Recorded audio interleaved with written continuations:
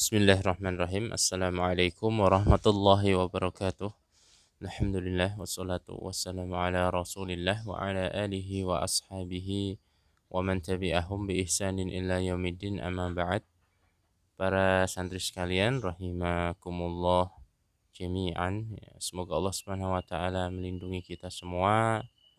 Alhamdulillah pada kesempatan pagi hari ini kita akan melanjutkan pelajaran tentang ilmu pengetahuan sosial atau IPS. Kita masuk ke pertemuan yang keempat untuk kelas 9. Baik, eh, untuk materi pembelajaran pada pertemuan kali ini adalah kondisi negara Amerika, Jepang, Inggris, dan juga Mesir. Ya. Yang pertama adalah negara Jepang. Bisa dilihat di bagian gambar sebelah kiri ini ya. Jepang ini negara kepulauan ya.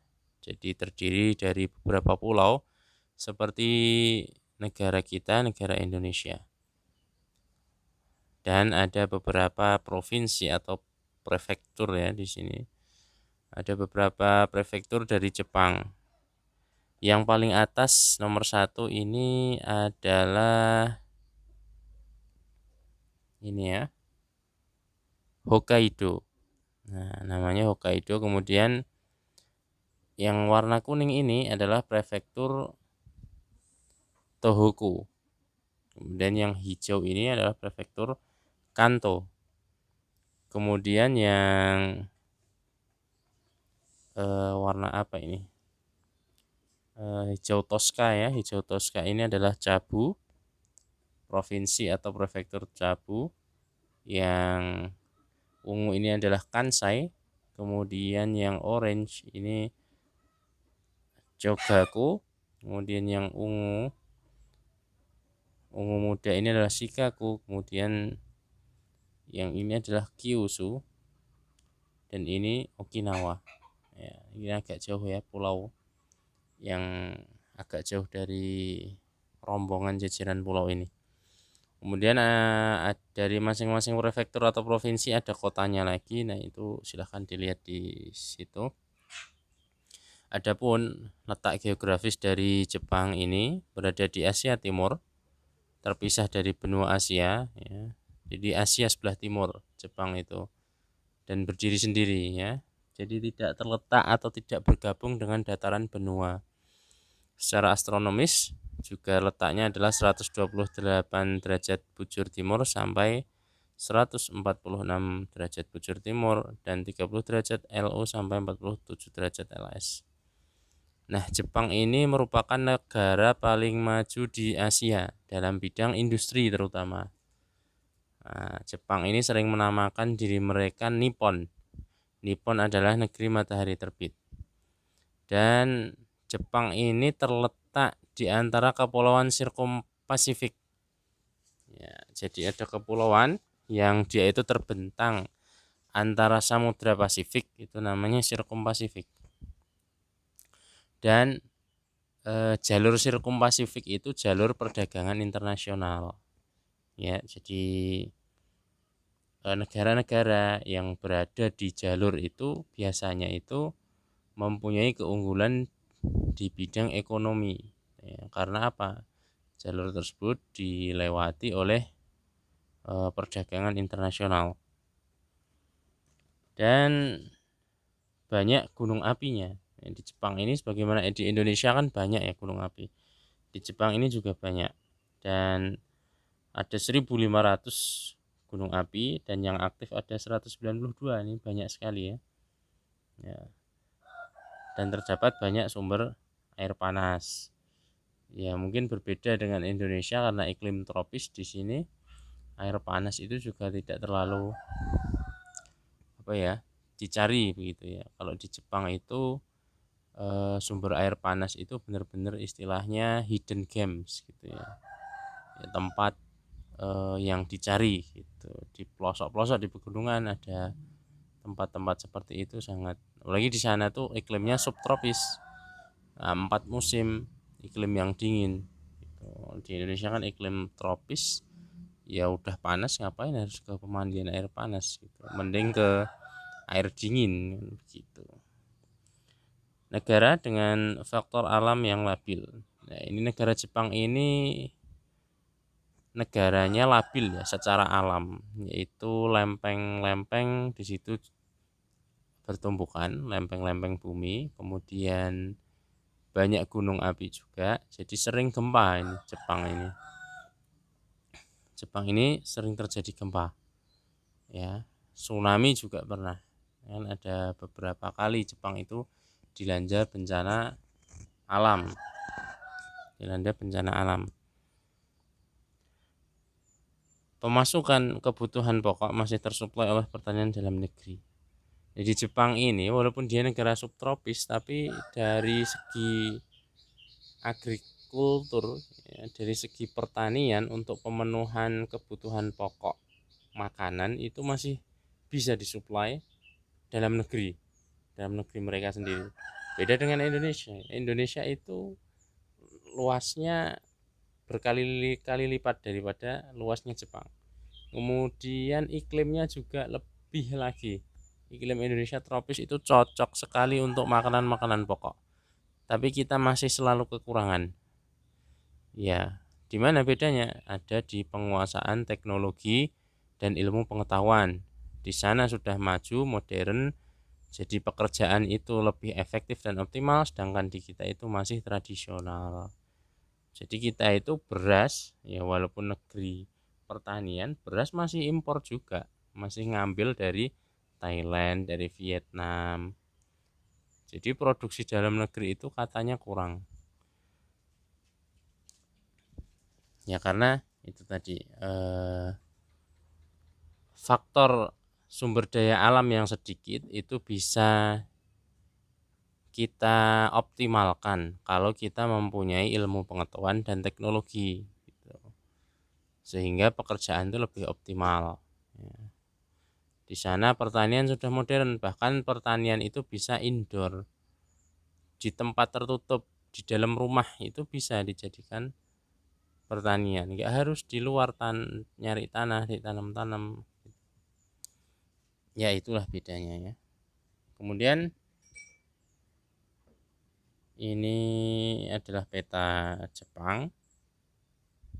Ini lebih jelasnya ya. Ya, dilihat saja. Nah, ini gambar dari pertanian Jepang. Lihat nih. Ya pakai drone. Nyirami, ini saya pakai drone. Kemudian ini juga nyiram ini. Pakai alatnya ini. Kita belum punya alat-alat seperti ini. Paling laser buat panen aja. Nih. Ini pertanian indoornya nih, di dalam gedung. Ya, ini sayuran-sayuran. Ini juga hidroponik. Nah, di kita masih seperti ini.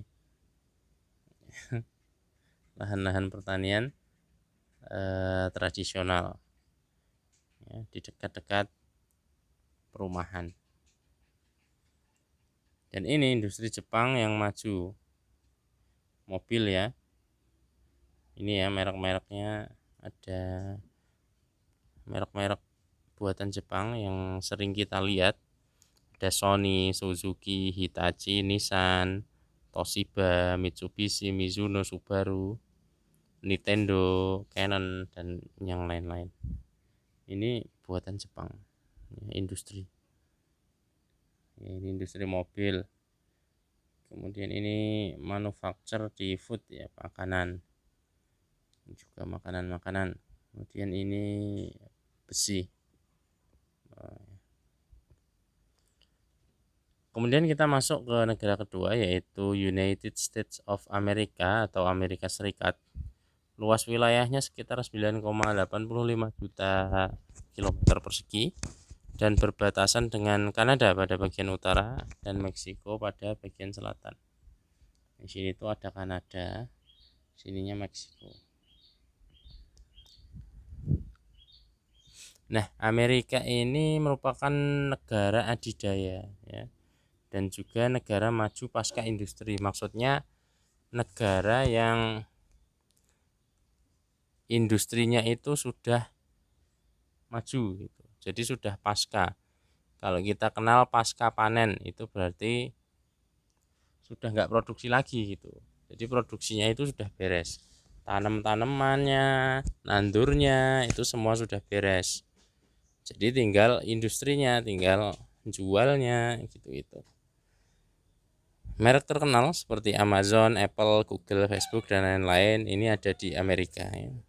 Dan itu sangat meningkatkan pendapatan ya. Ini termasuk teknologi juga. Kemudian di bidang kemiliteran Amerika menjadi pemenang perang kedua. Dulu perang kedua itu antara dua negara adidaya yaitu Uni Soviet dan Amerika. Ya, Uni Soviet ini sekutunya Jepang dan yang lain. Amerika ini banyak sekutunya. Ya, ketika itu kan terjadi perang dunia kedua antara Uni Soviet dan juga Amerika. Ketika itu ya imbang-imbangan, kemudian damai kan, damai kemudian terjadi namanya perang dingin. Perang dingin itu perang strategi perekonomian. Jadi siapa yang bisa bertahan lebih lama dan lebih maju, lebih bagus produksinya, dia yang akan bisa bertahan. Dan yang bertahan adalah Amerika, sedangkan Uni Soviet bubar, pecah menjadi beberapa negara kan. Sekarang ada Rusia itu sebagian dari Uni Soviet, kemudian ada Kazakhstan, kemudian ada Dagestan dan yang lainnya. Dan menjadi negara dengan pemegang senjata nuklir. Ada 5 negara yang dibolehkan untuk memegang senjata nuklir, salah satunya Amerika. Dalam hubungan luar negeri, Amerika merupakan anggota PBB yang mempunyai hak veto.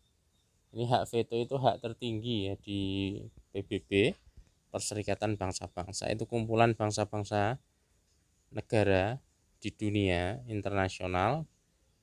Hak veto itu hak untuk memutuskan, hak untuk menolak ataupun hak untuk menghapus kebijakan-kebijakan PBB yang sebelumnya sudah disepakati. Nah, itu hak yang sebenarnya itu hak sangat tinggi ya, dan itu dipegang oleh Amerika selaku negara adidaya. Ya. Nah, kita bisa lihat ini industrinya, ya, dia punya Microsoft ya, punya Amazon. Amazon itu situs jual beli yang terkenal. Kalau di Indonesia ada Tokopedia, Bukalapak itu ya.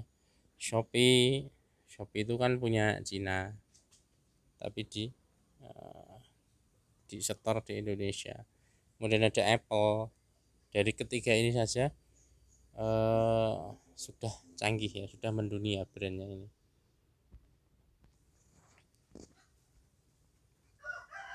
Ya, ini adalah nuklir ya. Senjata nuklir, dia bahan radioaktif. Ini bahaya kalau penggunaannya itu tidak sesuai standar, nanti bisa meledak dan mengakibatkan ledakan nuklir. Selain meledak, nanti juga bisa radiasi, efeknya itu ke tubuh. Ya, kalau tubuh manusia itu nanti bisa mengalami perubahan seperti sakit-sakit yang banyak kita dapati sekarang itu kan karena perubahan genetis, sakit-sakit yang aneh-aneh itu, kanker-kankeran itu juga disebabkan oleh mutasi sel yang dipacu oleh bahan-bahan radioaktif. Ini adalah pertaniannya di Amerika, lahan pertanian di sana gandum, kemudian ini industri makanannya, ada burger ya, sebagai makanan junk food yang khas di sana, ada hotdog dan yang lain-lain. Kemudian selanjutnya adalah Mesir. Negara Mesir ini terletak di 25 derajat bujur timur sampai 28 derajat bujur timur dan 22 derajat lintang utara sampai 32 derajat lintang selatan. Berbatasan dengan Libya di bagian barat dan Sudan di bagian selatan. Ya, ini Libya, ini Sudan. Nah, ini kita bisa lihat di peta ini Mesir itu juga disebut dengan Egypt. Nah, ini ya, ini adalah Sungai Nil nih. Nah, yang biru ini. Dia membentang dari Sudan sampai Alexandria di pojok Kairo. Dan kalau kita lihat penampakan keadaan alamnya ini dia kebanyakan gurun. Memang negeri Mesir itu didominasi gurun dan gurun yang paling besar adalah gurun Sahara. Ya. Di sepanjang Sungai Nil ini Sungai Nil adalah sungai terpanjang di dunia. Sepanjang sungai ini kan tanah subur. Nah, itu digunakan oleh rakyat Mesir untuk pertanian, ya, untuk pemenuhan kebutuhan pokok, makanan pokok. Dan ini ya, di gambar ini ada yang namanya terusan Suez, yaitu terusan yang menjadi alternatif transportasi air dari Eropa ke Asia. Ini dibangun oleh manusia. Dulu nggak ada terusan Suez ini, tapi dibangun oleh masyarakat. Butuh waktu berpuluh-puluh tahun, bahkan mungkin ratusan tahun ya, untuk membangun itu. Panjangnya 163 km persegi. Ya. Ini menjadi jalur transportasi perdagangan internasional atau terusan Suez. Jadi biar nggak muter ke Afrika dulu. Kalau dilihat peta lebih jauh, kalau mau ke Asia dari mana ini? Dari Afrika itu muter dulu, muteri benua Afrika baru masuk Asia. Kalau lewat terusan Suez ini enggak, ini langsung nyidat, langsung aja. Jadi lebih hemat ongkos ya. Lebih hemat ongkos. Ya, kalau yang kapal-kapal yang lewat itu kan kapal-kapal besar ya, logistik. Seperti kemarin beritanya adalah kapal Evergreen. Sangat besar sekali kapalnya itu. Dia melintang di terusan Suez itu selama beberapa hari. Terjadi kecelakaan di situ, kapalnya itu melintang, membuat jalurnya itu tersendat. Mesir juga menjadi anggota PBB dalam kancah internasional dan menjadi negara pertama yang mengakui kedaulatan Indonesia. Ya, Mesir dibagi menjadi 27 kepala bagian. Ya, ada 27 kepala bagian atau provinsi lah kalau kita ya.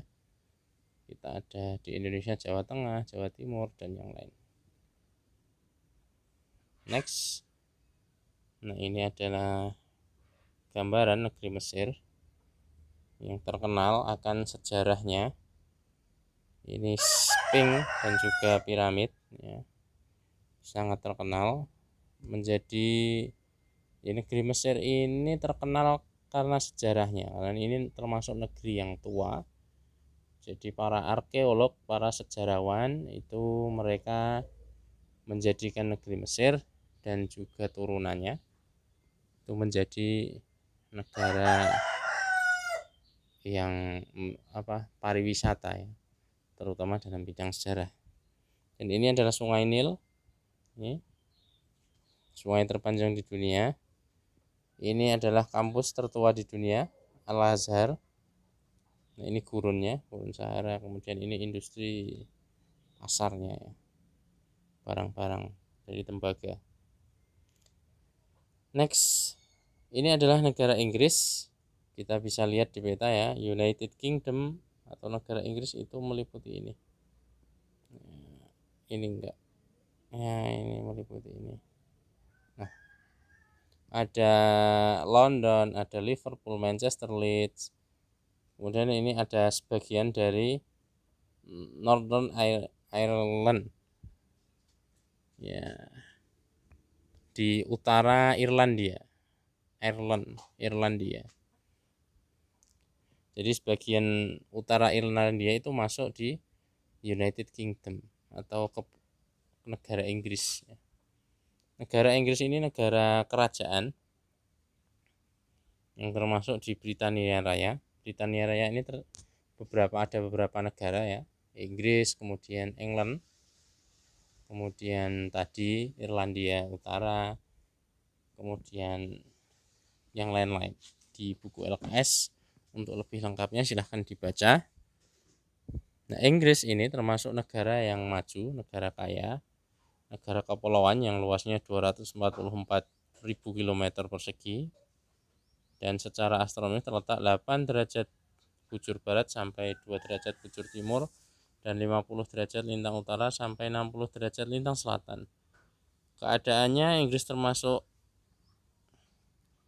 negara maju ya. Dia dari sektor industri terutama. Kalau kita baca sejarah itu kan ada namanya revolusi industri. Nah, ini terjadi di Inggris. Jadi ketika itu industri di Inggris itu besar-besaran diubah dari tradisional menjadi industri yang modern. Jadi sampai sekarang Inggris menjadi salah satu negara yang sangat maju dengan sektor industrinya. Sektor yang lain juga maju, tambang, kemudian pertanian, peternakan, itu juga sektor yang maju di Inggris ini ya, pertanian peternakannya. Dan ini adalah dulu gambar pasca revolusi industri. Baik, untuk tugasnya adalah tugas kognitif halaman 21. Kalau ada yang kurang paham silahkan ditanyakan. Untuk lebih jelasnya kalian bisa baca-baca di LKS maupun sumber belajar yang lain di internet ya, buku-buku elektronik atau PDF itu banyak di internet, silahkan dicari, tidak masalah ya. Subhanakallahumma wa bihamdika asyhadu an la ilaha illa anta astaghfiruka wa atubu ilaik. Aku qouli hadza. Wassalamualaikum warahmatullahi wabarakatuh.